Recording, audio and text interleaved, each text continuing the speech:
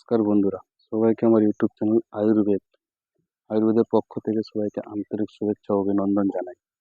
তো আসুন, আজকের যে ভিডিওটা করছি এটা হচ্ছে প্রাচীন আয়ুর্বেদের বই থেকে নেওয়া থালকুনি গাছের উপকারিতা। তো চলুন, যাদের পেটের সমস্যা মানে আমাশয় বা গ্যাস অম্বলে ভুগছেন কিংবা অল্পতেই সবকিছু ভুলে যাচ্ছেন, স্মৃতিশক্তি দুর্বল হয়ে যাচ্ছে, হাজার হাজার টাকার ওষুধ না খাওয়ার আগে একবার আপনার চারপাশে দেখুন এই ছোট গাছটিকে চিনতে পারেন কিনা। এটি হচ্ছে সেই থালকুনি গাছ। তো দেখুন বন্ধুরা, এই সেই থালকুনি গাছ।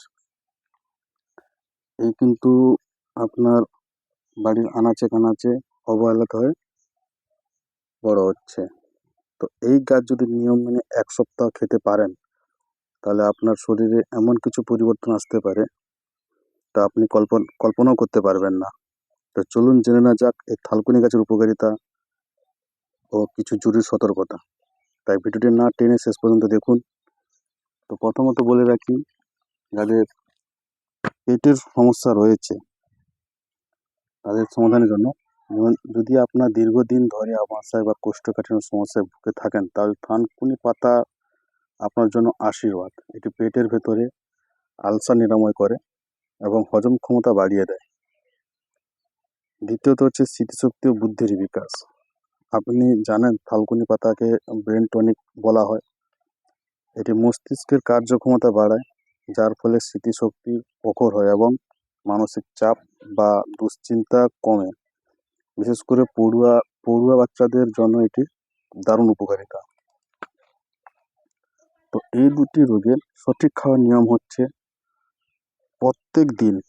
প্রত্যেক দিন সকালে খালি পেটে 4 থেকে 5টি তাজা থালকুনি পাতা ভালো করে ধুয়ে চিবিয়ে খাও, অথবা এই পাতার রস, যদি আপনি এই পাতার রস বার করে মানে শিলপাটায় বা মিক্সারে গ্রাইন্ডার করে রসটা বার করতে পারেন, তাতে অল্প মধু মিশিয়ে খেতে পারেন।